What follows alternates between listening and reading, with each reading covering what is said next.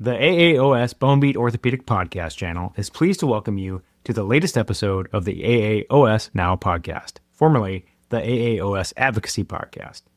This exciting new podcast series covers a broad range of topics related to orthopedic surgery and practice, as well as continuing to promote orthopedic advocacy.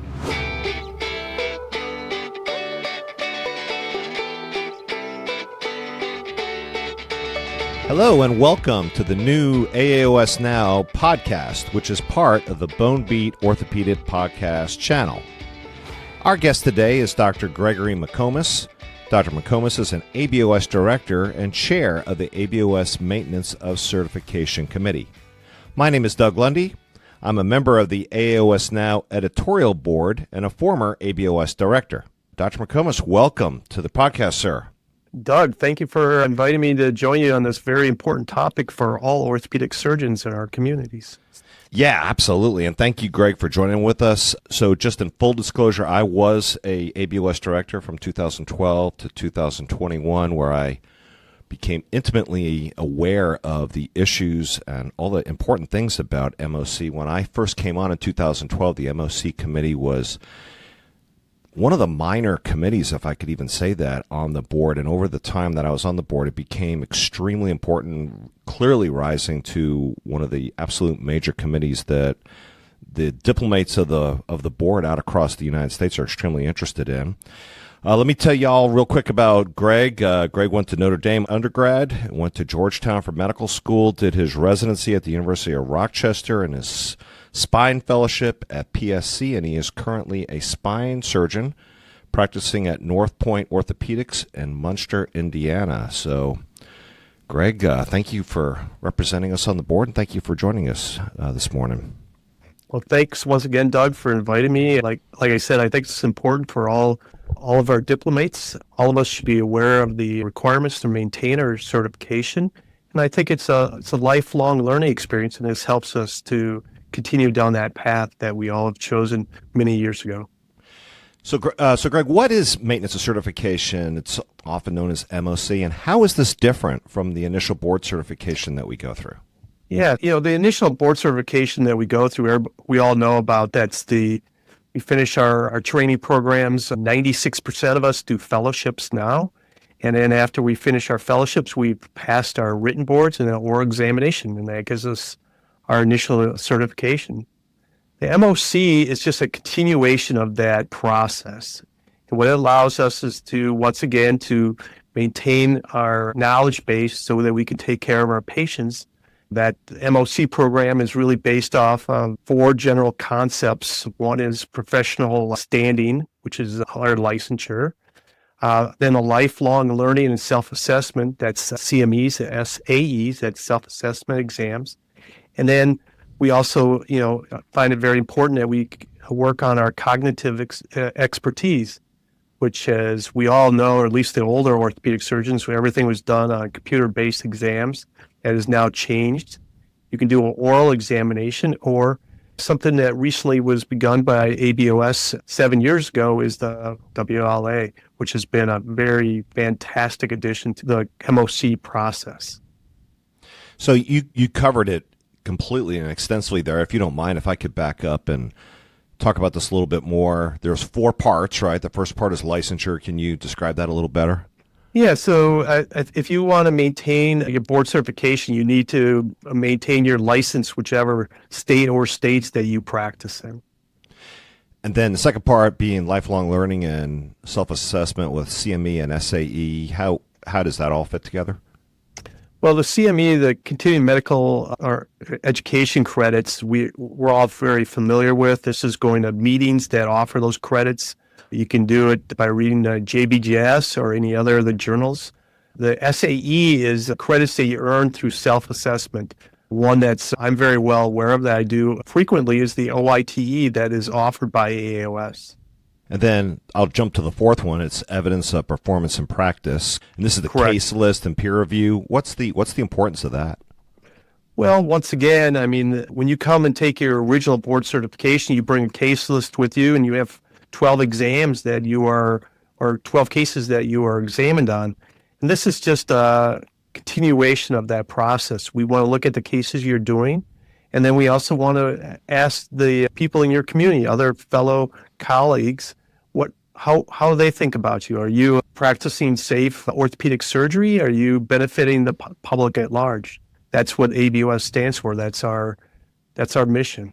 And then lastly, I would go to the third part, which the evidence of cognitive experience, and you described this well with the computer-based exam and oral exam. And there was a lot of angst about that when I was on the board, and then Jack Flynn and others came up with the WLA, which has really changed a lot of the way that they do this. Tell us a little bit about WLA. How successful has it been, and what's the current status of that within the diplomates? Yeah, so WLA was its first year. We'll call it its rookie year. Was in 2019, and this is a series of articles that has been put together by a large group of volunteers. It's very impressive how the process goes.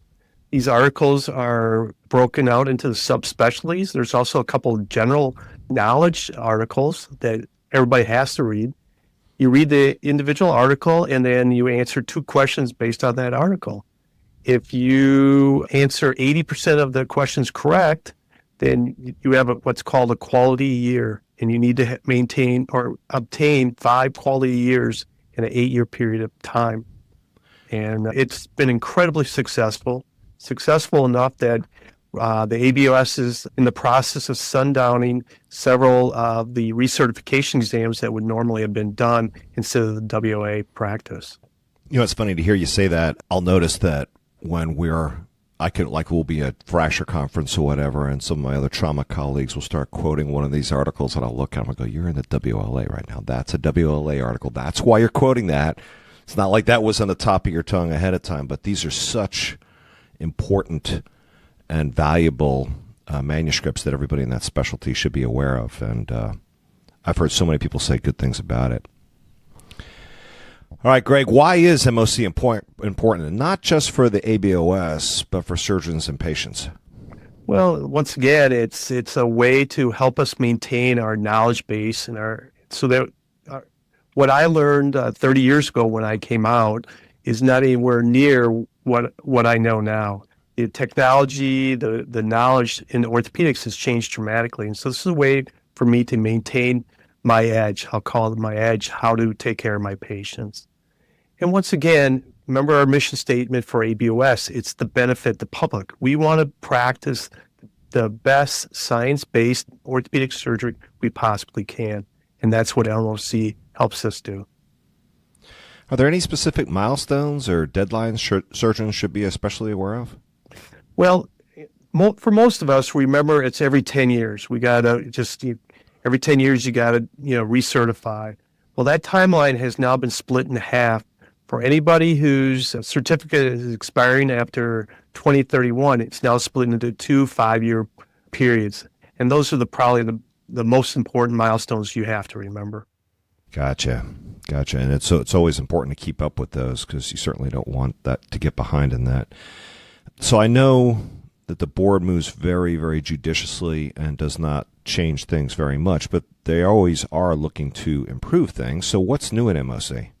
Well, the newest thing at MOC is that the name's changing, Doug, and it's not an easy name to remember. It's not the one that rolls off your tongue easily like an MOC. It's going to be called the Continuing Certification Process, and that is slowly going to be rolled out by the board over the next couple of years. Greg, I notice, especially on my Academy account, my CME from the Academy automatically transfers over to the board. Tell me about that. Yeah, so that was a process that was begun about 9 years ago to try to make it easier for the diplomates.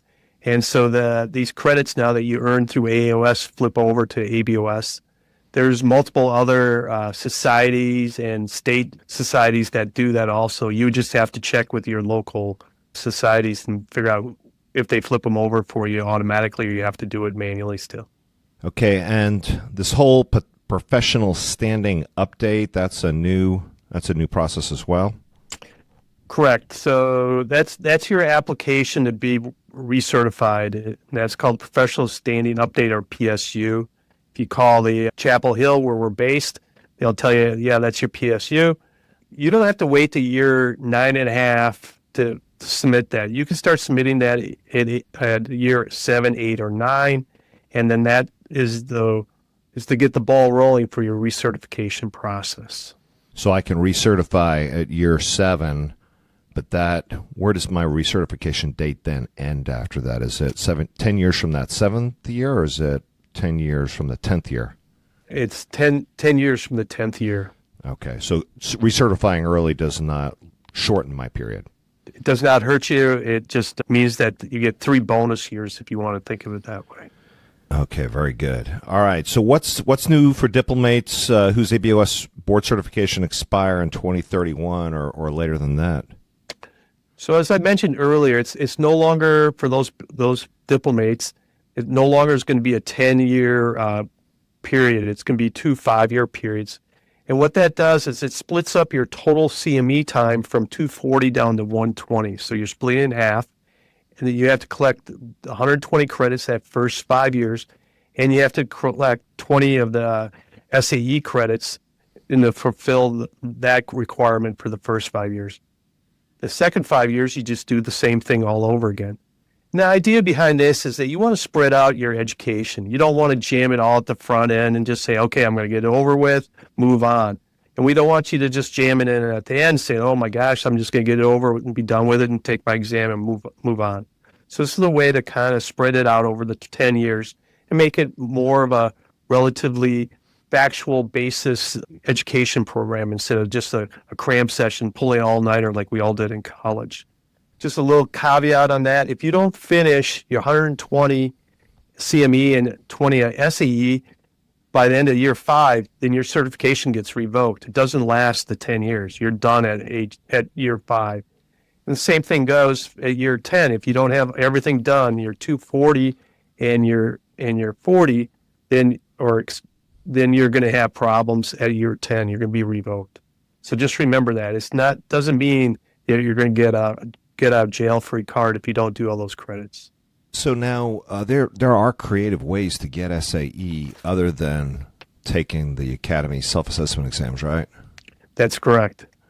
I mean, other ways to get SAE is you can actually be a volunteer for oral examiner for the board. So we get SAE credits if we do oral exams. I'm not positive, but I think that if you are a question writer for the boards, you probably get SAE credits. As I mentioned earlier, easy way to get SAE credits is taking the OITE in the fall. I believe it's about 30 credits. So there's multiple different ways to do that. Yeah, that's good. And I'm sure that information on how to do that is on the website there. So how is the board, the ABOS, adapting MOC to better reflect modern orthopedic practice or evolving career paths? Because as you know, I mean, people aren't necessarily practicing the way that our mentors did when we were coming through anymore.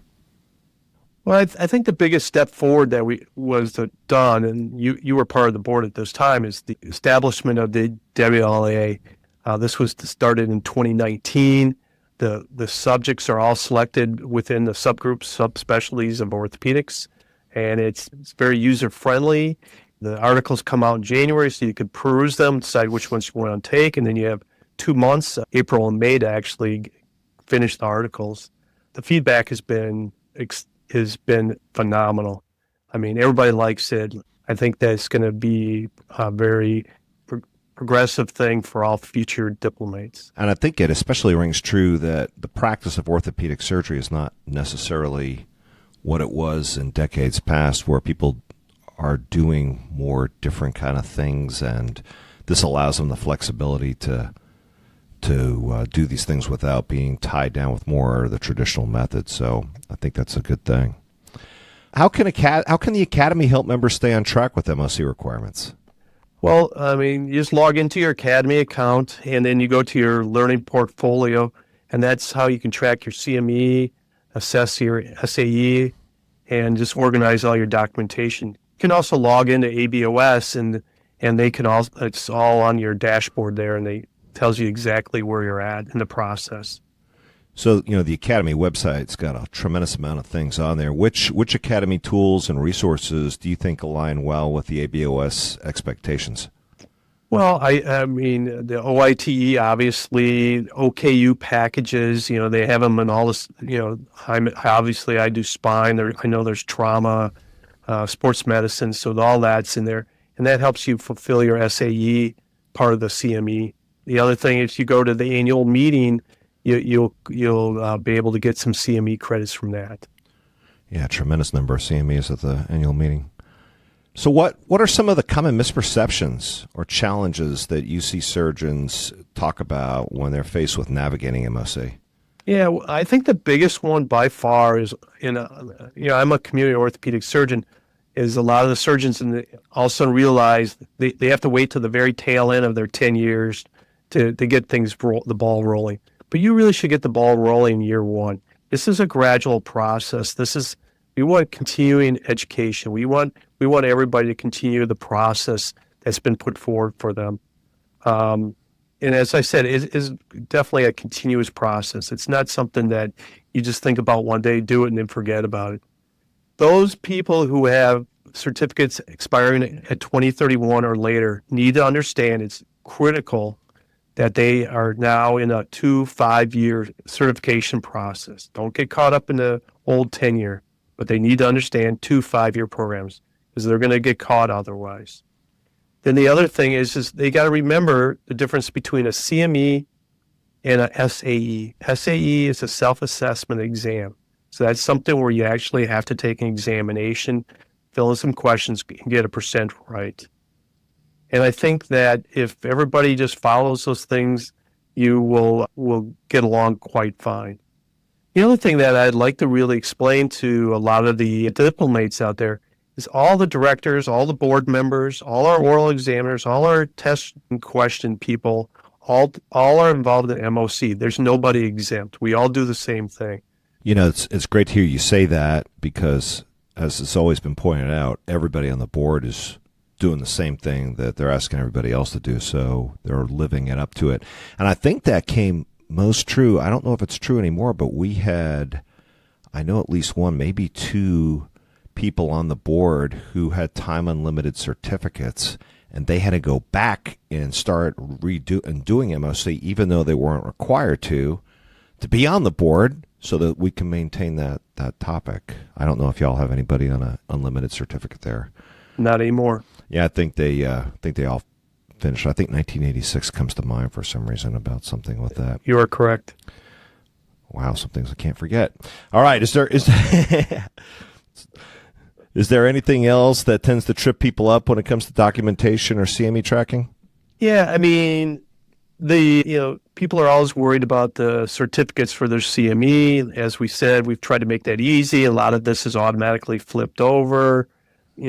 You failing to meet or track the non-AAOS CME is getting better, these different organizations. Once again, the biggest problem we find or what we see is the SAE requirement. For some reason, that is neglected, or just not neglected, but just forgotten. You have to make sure that you have those credits. Otherwise, you're going to have an issue. And the other thing is that with WLA, you need 5 quality years. That means 80% of your questions are correct in an 8-year period. So if you get 1, 2, and 3 years, great, and you miss one, and then you do 5 and 6, that's fine. But you have to have 5 completed years in the 8-year span. And those would probably be the things that trip people up. So, Greg, if I sequentially go through my WLA process the first 5 years in that MOC cycle, I have to go into the website every year to complete this. And so that expectation of my 120 CMEs and 20 SAEs is going to be right in front of my face. But once I complete the WLA cycle at year 5, year 6, 7, maybe even year 8, I may not be in there. So does the board have any process to remind me if I got distracted during those years to keep up with my second set of 120 CME and 20 SAE? Well, I mean, Doug, I think we should all be looking at our ABOS dashboard occasionally. I'm not saying we have to look at it, weekly or monthly, but every once in a while, I think you should look at it. I mean, I think that's just a prudent thing to do. The other thing is, I've emphasized here, and I think the board emphasizes this with the WLA process, is that we really want to have a normal cadence to your education. We don't want you cramming, 30 days before you have to take an exam. I mean, that's what we're trying to get away from. That was a big complaint that we had for many years, right? So we want to make sure that everybody's got a normal cadence to their education. So they should be checking up. Hey, where am I at on my CME? Am I kind of moving along okay, or am I falling behind? And then probably the most important thing, and something that I need to really drive home with all our diplomates, is you should have an active email address with the board. The board will bombard you with emails to the point where you're like, oh my gosh, don't these people have something else to do other than send me emails? Because they're very diligent and up to date on where you are in the process, and they will send you emails reminding you what you need to do next. So I think those are things that you have to be aware of. Yeah, they are some of the best communicators I've ever come across. All right, Greg. So what's on the horizon for ABOS MOC? Are there any innovations or updates we should be watching for? Well, we're always trying to refine the WLA. We're always looking at ways to make it better. It's great, but you don't want to just stand there on your laurels. So we're going to do that.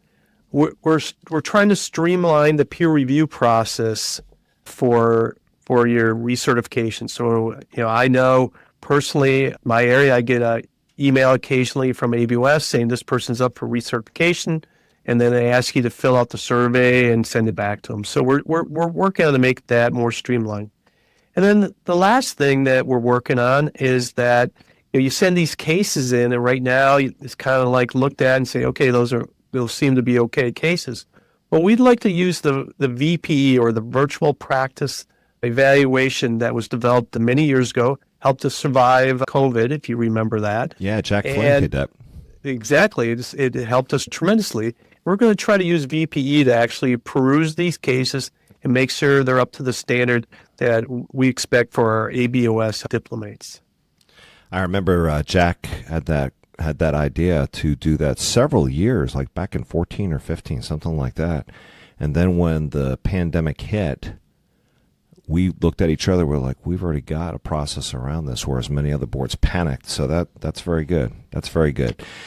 So we know board recertification, or MOC, now is much more improved than it's been in the past. But nonetheless, I mean, surgeons' lives have not gotten simpler. They've only gotten more complex, as with life everywhere. And there are surgeons who just feel overwhelmed at times. Do you have any advice for surgeons who are overwhelmed by the ABOS MOC process?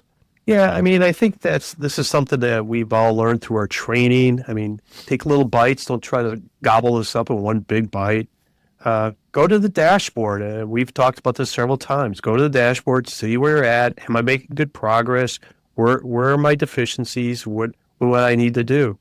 Use the AAOS tools to chip away at the CME and SAE. There's, as you said earlier, there is just tons and tons of different avenues you can go down in order to get your education credits, and be wise about it. Don't just look at one certain area. Go across the street and look at what's over on the other side. I'll help you with your education. And then just don't wait to the end of the 5 and 10 years, ends of the cycle. There's no sense to pull all-nighter, when you're 40, 50, 60 years old. We should have learned from that a long time ago, and we should be working towards it.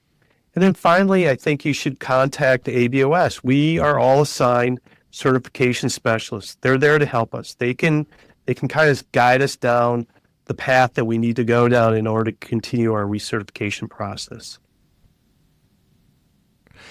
Well, Dr. McComis, thank you so much for joining us and helping our listeners understand the ABOS MOC process.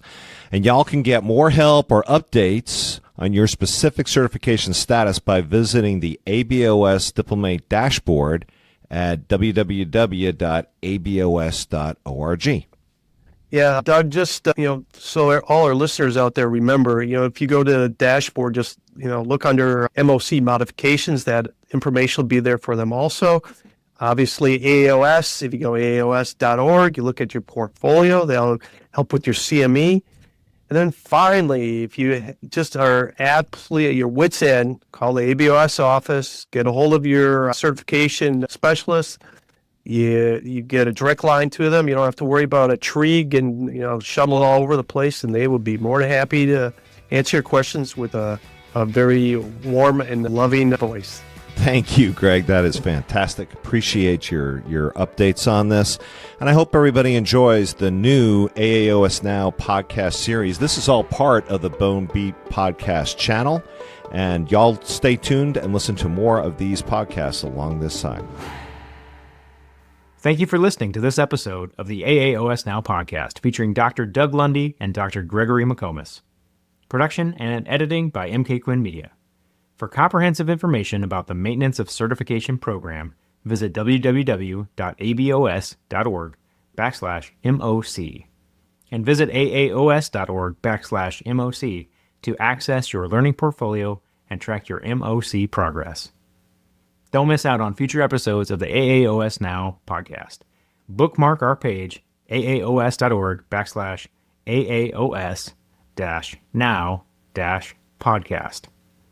Subscribe to the Bone Beat Podcast channel on Apple Podcasts, listen on the Health Podcast Network or Spotify, and watch select episodes on YouTube. You'll find the AAOS Advocacy Podcast archive on all of these platforms as well.